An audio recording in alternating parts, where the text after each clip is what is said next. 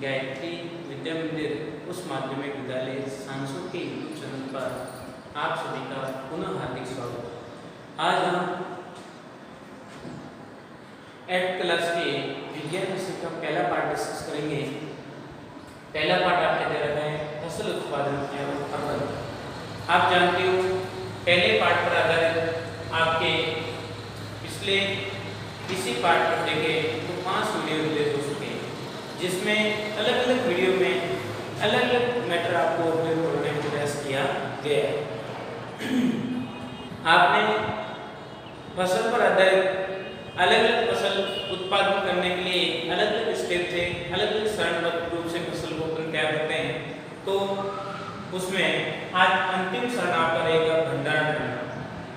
जैसे सबसे पहला चरण था आपके मिट्टी तैयार करना, दूसरा चरण क्या था आपके बुआई करना, तीसरा चरण था आपके खाद एवं उर्वरक देना, चौथा चरण था सिंचाई करना, पांचवा चरण था खरपतवार सुरक्षा, छठा स्टेप था आपके कटिंग करना, फसल की मान लो कटाई करना, और आज 7वां चरण आप पढ़ने जा रहे हो वो है भंडारण करना। क्या है? भंडारण करना। भंडारण क्यों करना आवश्यक है, क्या इसका महत्व है, और इसको अपन डिस्कस करेंगे। आप जनरली जानते हो जितना फसल उत्पादन करने के लिए एक एक स्टेप को आपने पढ़ा, वो एक एक स्टेप उतना ही महत्वपूर्ण है जितना उसका महत्व होना चाहिए। तो आप देखते हैं भंडारण का मतलब क्या होता है, भंडारण क्यों करना चाहिए, और इसको करने से क्या क्या लाभ हो सकते हैं, और किसान को क्या बेनिफिट होता है। मेन इम्पोर्टेंट स्टेप ये भंडारण। भंडारण का मतलब कोई भी चीज को स्टोर करना, मतलब सुरक्षित स्थान पे उसको रखना, ताकि किसी भी प्रकार से उसने पूरे साल मेहनत की है उसका इन्वेस्टमेंट नहीं हो।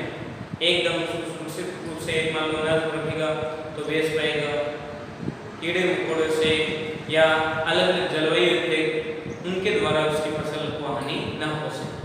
अब मान लो फसल तैयार हो गई, पूरे 12 महीने उसने मेहनत की और उसने समय पे फसल को भंडारित नहीं किया है, उसने स्टोरेज नहीं किया है, वैसे वैसे खेत में पड़ी है, उसने थ्रेशिंग द्वारा सब काम कर लिए, फसल को शुरू से लेके एंडिंग तक तो उसने काम किया, परंतु समय पे उसका भंडारण नहीं किया, तो क्या फसल उसको उतना बेनिफिट दे पाएगी? नहीं। क्यों?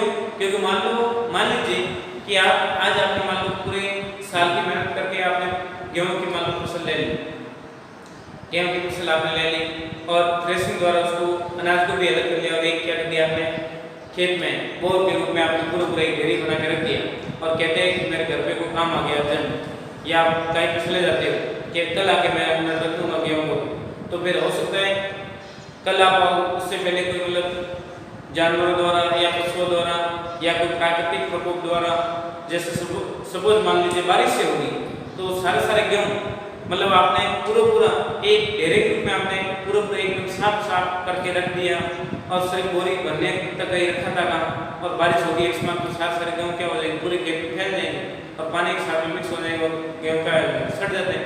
तो 1 सेकंड में आपने भंडारण नहीं करने के खातिर आपकी पूरी फसल क्या हो जाती है, नष्ट हो जाती है। क्या हो जाती है? पूरी फसल नष्ट हो जाती है। तो देखते हैं भंडारण करने से एक पूरा साल उसका बच जाता और सही काम हो जाता, परंतु उसने समय पे फसल को भंडारित नहीं किया है, इसलिए वो फसल क्या हो जाती है, खराब होने का चांस भी रहता है। तो अपन देखते हैं कृषि पद्धति के अंतर्गत या फसल उत्पादन के अंतर्गत भंडारण एक महत्वपूर्ण चरण माना जाता है। भंडारण करना अत्यंत आवश्यक है, जितना अन्य स्टेप आपने फॉलो किए उतना ये भंडारण भी अत्यंत आवश्यक स्टेप बताया गया है। देखिए भंडारण को अपन देखते हैं जनरली भंडारण एक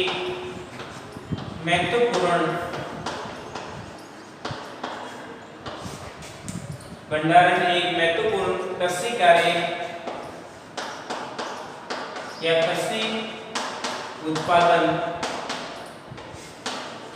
का मुख्य चरण है।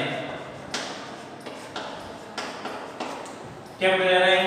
भंडारण एक महत्वपूर्ण कृषि उत्पादन का मुख्य चरण है। क्यों? क्योंकि समय पे भंडारण आपने अनाज को स्टोर नहीं किया तो क्या हो जाएगी, कोई काम करने का आपने पूरे 12 महीने मेहनत की, वो क्या हो जाएगी, वेस्ट हो जाती है। अब देखते हैं भंडारण कहते हैं किसे, भंडारण की परिभाषा क्या हो जाएगी,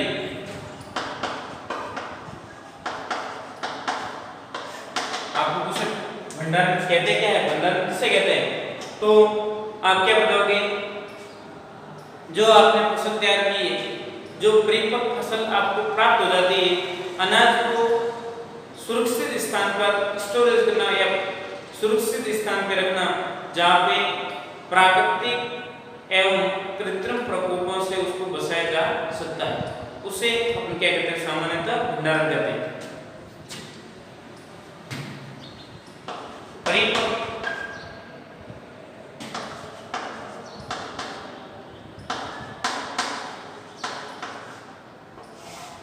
परिपक्वता पूर्ण तैयार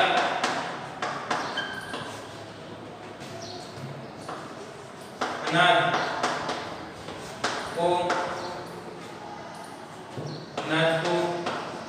सुरक्षित स्थान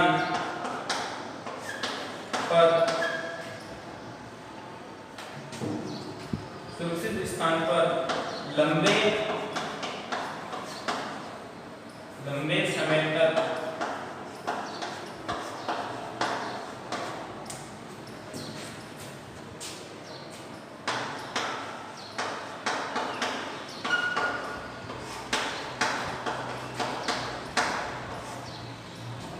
रखना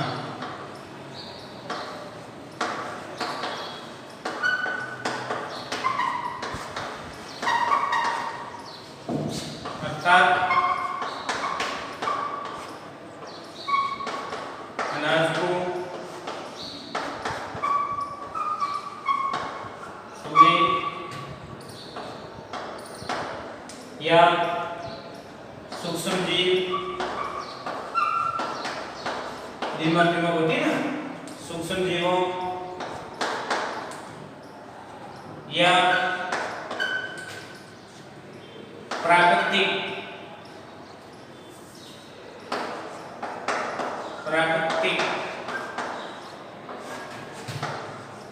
परिघटनाओं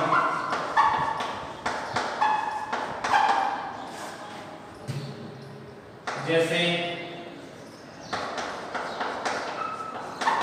वायु नमी,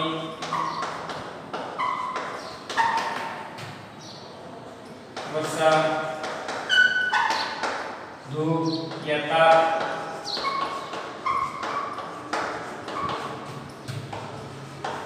आदि से अनाज को छुए सूक्ष्मजीव या प्राकृतिक विघटन से वायु नमी, वायु का नमी है, वर्षा है, तापमान आदि से फसल को सुरक्षित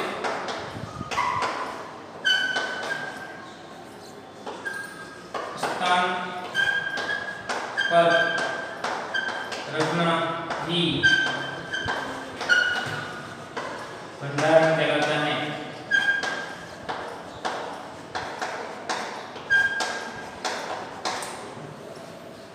भंडारण करने के मुख्य स्रोत, भंडारण के मुख्य स्रोत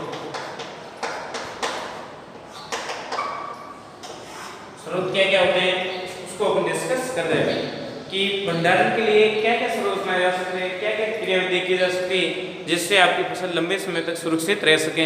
इसके लिए अपन क्या पढ़ रहे हैं, स्रोत कुछ पढ़ रहे हैं। देखिए पहले इसका आप स्क्रीनशॉट ले लीजिए, फिर अपन डिस्कस करेंगे मुख्य स्रोतों के बारे में। आपने स्क्रीनशॉट ले लिया होगा, अभी आगे अपन बढ़ रहे।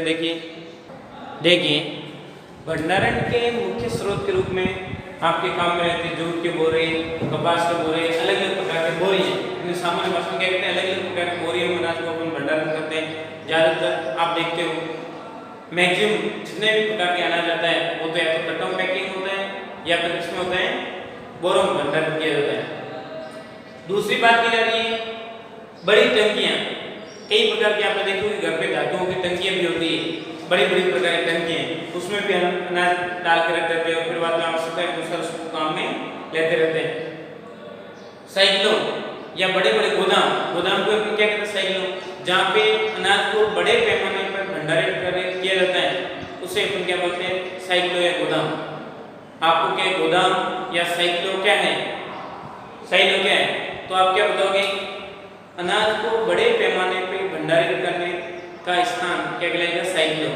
ठीक है ना, दिमाग बात रहेगी। यहाँ पे डायरेक्ट अनाज को जैसे बड़ा बड़ा हॉल होता है वहाँ पे डायरेक्ट कंटेनर के रूप में अनाज को डायरेक्ट ऐसे खुला छोड़ दिया जाता है और ऊपर से क्या होता है पैक, जैसे अकॉर्डिंग जैसे उसकी वातावरण की आवश्यकता होती है उसके अनुसार उसमें कई प्रकार की छिड़काव किया जाता है, दवाइयाँ डाल के अनाज को वैसे वैसे पड़ा रहता है, उसको नहीं चूहे खाते हैं, नहीं दीमक लगती है और अनाज नहीं सड़ता है, लंबे समय तक स्टोरेज पड़ा रहता है।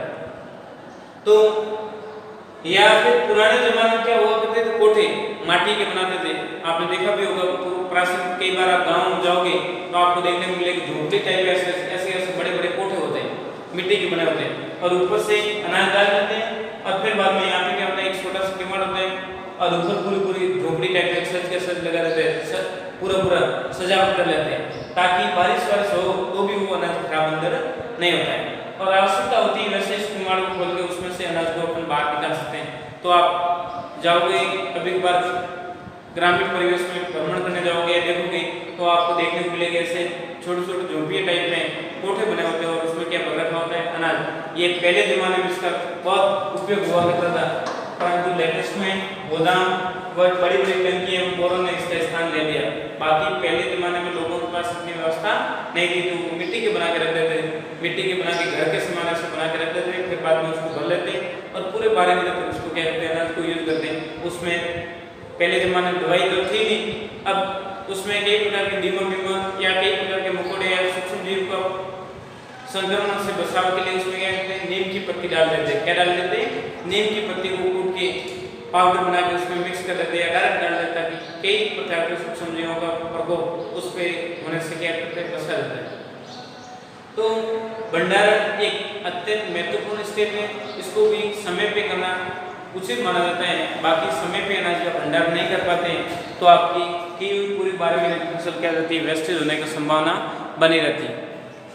तो इस प्रकार से आपने देखा कि फसल के विभिन्न प्रकार के अलग अलग चरण थे, उन अलग अलग चरणों का विशेष महत्व होता है और महत्व को ध्यान में रखते हुए समय पे प्रत्येक स्टेप को अपनाना आवश्यक माना जाता है। तो एक बार मैं पुनः इस कृषि के लिए जो स्टेप बनाए गए उनको मैं दोहरान करवा देता हूँ। ये गोदाम जैसे भी आपकी सोच उसके अनुसार बना सकते हो, बाहर क्या लगा तो ऐसी जो मतलब मालूम को अंदर स्टोरेज कर रहे हो या फिर कोई सरसों की स्टोर कर रहे हो, धूप में नहीं रखोगे, उसको भी अनुकूल वातावरण, शीत वातावरण की आवश्यकता होती है। तो मतलब क्या ऐसे लगा के बाहर से डालो और फिर डायरेक्ट अलग अलग कमरे बन रखे होते हैं उसमें स्टोर डायरेक्ट किया जाए या डायरेक्ट इसमें बोरी बेस रख सकता हूँ, बोरी बेस रखी जा सकती है और खुला भी रख सकते हो, कोई इसमें कर सकते हो, गोदाम जैसे भी आपकी सोच वैसे आप बना सकते हो। अब एक बार इसके पूरे स्टेप में आपको एक बार पुनः दोहरान करवा रहा हूँ और फिर कृषि पर आधारित एक और काम आप देखोगे पशुपालन, उसको अपन डिस्कस करेंगे, वो अपने पाठ का लास्ट टॉपिक रहेगा। देखिए इसके मुख्य चरण के पहले अपन मिट्टी तैयार करना,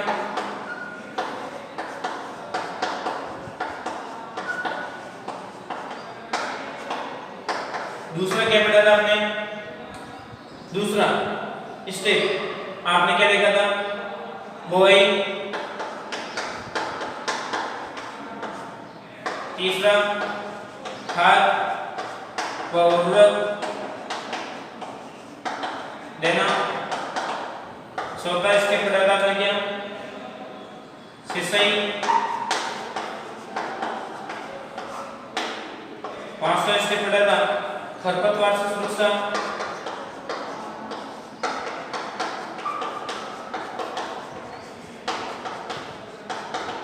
और छठा स्टेप पढ़ा था कटाई, और लास्ट स्टेप आपने पढ़ा है भंडारण। ये आपने 7 स्टेप को एक स्टेप को व्यवस्थित समझाने का प्रयास किया है और आपने समझा भी होगा, वीडियो लेक्चर आपने देखा भी होगा, तो आपको समझ में भी आ गया होगा कि मतलब किस प्रकार से किस स्टेप का क्या रोल रहता है, किस प्रकार से अपनाए जाते हैं। तो अपन देखते हैं मिट्टी तैयार करना। मिट्टी को कोला किया जाता है, अलग अलग प्रकार के यंत्रों के माध्यम से मिट्टी की परतों को आपस में इंटरमिक्स किया जाता है ताकि पोषक तत्व संपूर्ण मिट्टी में समान मात्रा में अवेलेबल बना रहते हैं। और मिट्टी क्या रहेगी, पोली मिट्टी रहेगी, तो उसमें कई प्रकार के सूक्ष्म होते हैं जो कृषि के लिए लाभदायक होते हैं।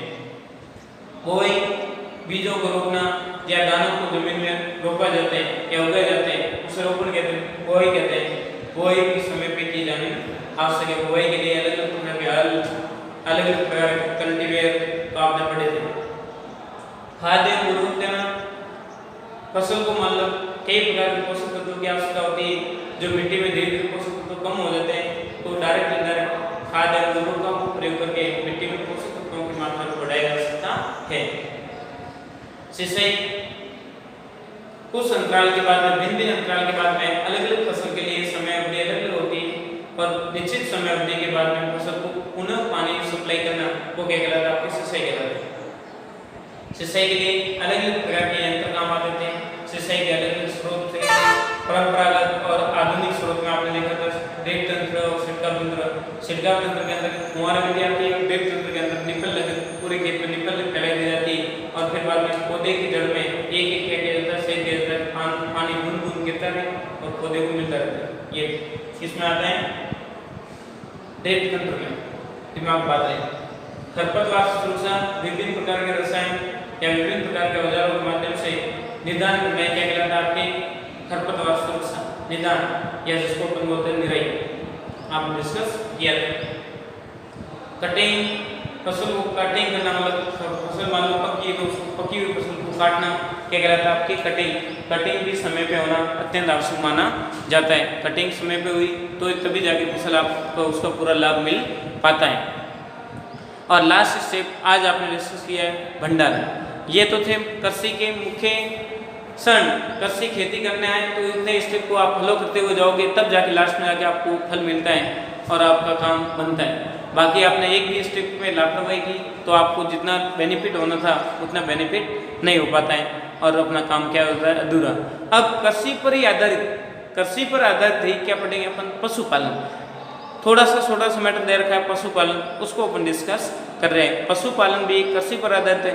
कृषि मान लो खेती तो साथ साथ में होती रहती है और उसके साथ में खेत में अनावश्यक कई प्रकार के खरपतवार खड़ जो भी है उनको पशुओं को डालते रहो, या फसल लेने के बाद में बसा भूसा वो सारा पशुओं को देते रहते हैं और पशु खाते रहते हैं और वो भी साथ साथ में पनपते रहते हैं और उसका भी डायरेक्ट इनडायरेक्ट उनको फायदा होता है।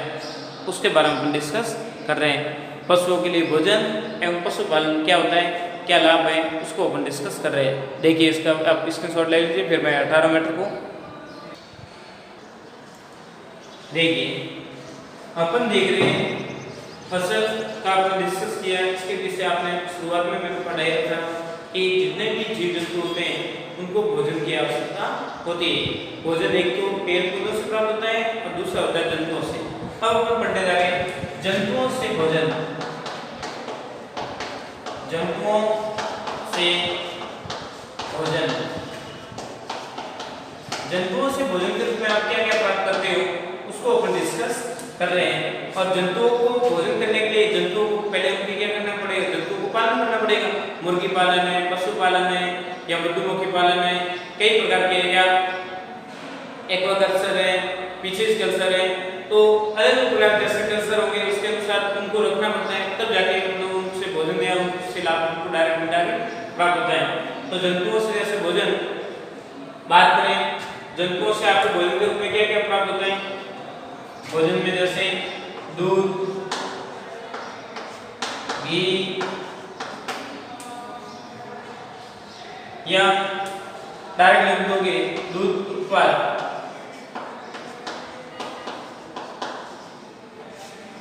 और उसके उपरांत जंतुओं से भोजन के रूप में आपको क्या मिलता है, अंडा, मांस,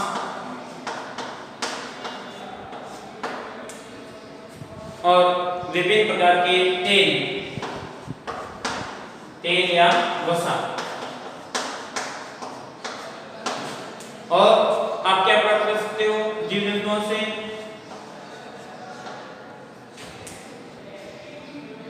जिसको बोलते हैं शहद, एहमद,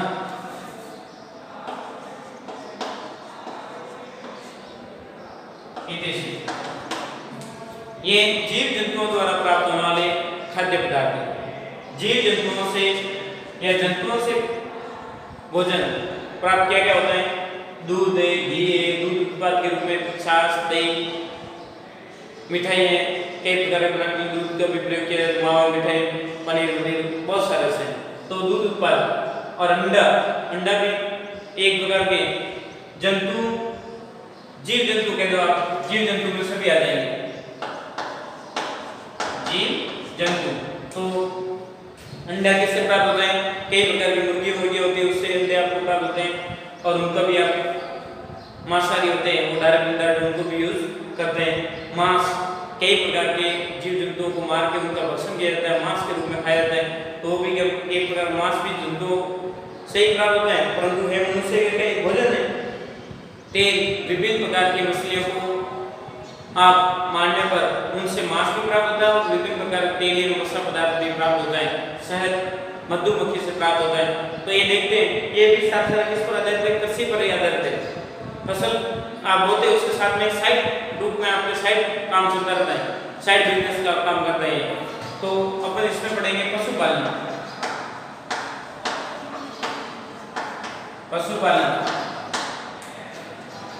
कृषि कार्य के साथ पशुपालन किया जाता है। पशुओं की देखरेख की जाती है और उनसे प्राप्त होने वाले लाभ को डायरेक्ट इंडायरेक्ट यूज करते रहते हैं और उससे अपना जीवन यापन भी चलाते रहते हैं। पालतू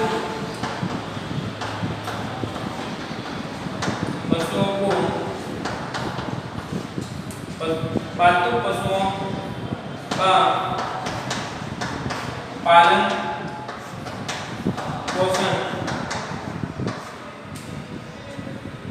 पालन पोषण करके उनकी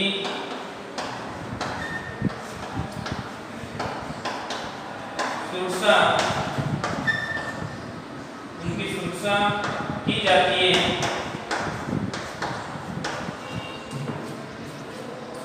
उसे पशुपालन कहते हैं।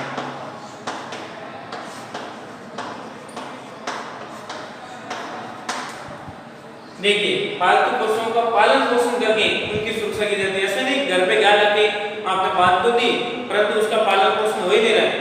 बसारी को घर पे लाके बांध दी और हमेशा धोने के लिए आप तैयार हो जाते हो, परंतु उसको समय पे भोजन, पानी वानी आपने दिया, सारा दाना पानी नहीं किया, तो क्या वो जिंदी रह पाएगी? नहीं। तो उसको पालन पोषण करके उनकी सुरक्षा की जाती है। आप पालन पोषण में खाना वाना भी दे रहे हो और उसकी सुरक्षा नहीं की, मतलब आपने खाना दे के उसकी सुरक्षा नहीं करते, मतलब कुत्ता या शेर या कोई भी ऐसे सांप उनको मतलब काट देते हैं और उसकी आप सुरक्षा नहीं कर पाते, तो वो आपका पशुपालन कहलाएगा नहीं। उनको पूर्ण रूप से सुरक्षा देना, खाना पानी दे रहे हो और उसके साथ में उसकी सुरक्षा भी करना, वो कहलाता है आपका पशुपालन। दिमाग बात रहेगी। पालतू पशु कौन कौन से होते हैं? पालतू पशु की बात करें तो आपके जैसे बकरी, भेड़, गाय, भैंस,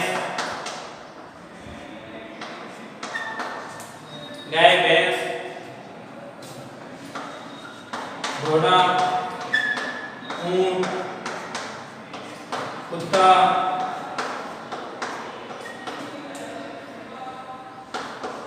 बिल्ली, गधा, इत्यादि बहुत सारे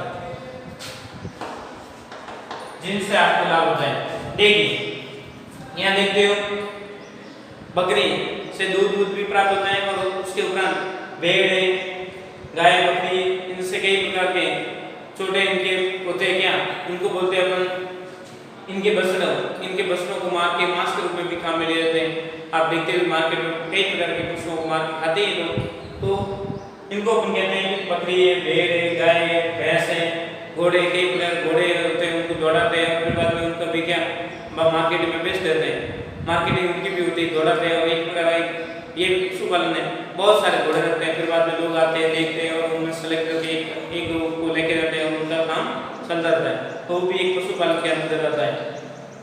ऊँटों से कई प्रकार के दूध प्राप्त होते हैं, दूध से आप देखते हो तो उनसे कई प्रकार के ऐसे प्रतिरोधक एंटीबायोटिक दवाइयाँ जनरेट की जाती है जो डायरेक्ट इंडायरेक्ट मनुष्य के लेके आती लाभ पहुँचाती। कुत्ते घर का कई प्रकार के ऐसे कुत्ते वफादार कुत्ते भी होते हैं जिनका पालन किया जाता है और घर की पूरी सुरक्षा जिम्मेदारी कुत्तों पर रखी जाती है और वो निगरानी भी रखते हैं। बिल्ली है और गधे, गधों को भी पाला जाता है। गधे के दूध से कई प्रकार की एंटीबायोटिक दवा बनती है, प्रतिरोधक क्षमता होती है, जैसे ऊपर खांसी का भी समाधान करने की इसमें टेंडेंसी होती है। उसके उपरांत हार्ट ढूंढने में मुख्यतः काम आते हैं और उनको डायरेक्ट इंडायरेक्ट लोग मार्केट में खा लेते हैं। तो इस प्रकार से आपने देखा गप्सी के साथ में पशुओं को पाला जाता है और इसके साथ साथ इससे जो कई प्रकार के लाभ प्राप्त होते हैं उनको डायरेक्ट इंडायरेक्ट आप यूज करते रहते हैं। इस प्रकार से था आपका पार्ट, पहला पार्ट अपने डिस्कस किया, पढ़ा। इसके आधारित वीडियो आप देखते रहिए, नोट्स बनाइए, जो डाउट है कन्फ्यूजन आप पूछो और अपना काम शुरू रखिए। घर पे रहे, सुरक्षित रहे, अपनी पढ़ाई का ध्यान रखें। और यदि गायत्री विद्या मंदिर यूट्यूब चैनल को आपने सब्सक्राइब नहीं किया है तो सब्सक्राइब करें, लाइक करें। आगे से आगे अपने दोस्तों या परिवार में या अन्य ग्रुपों में जो आपके गायत्री विद्या मंदिर यूट्यूब चैनल की आपके आईडी सेंड कर रखी है उसको आप आगे से आगे शेयर कीजिए। थैंक यू, धन्यवाद।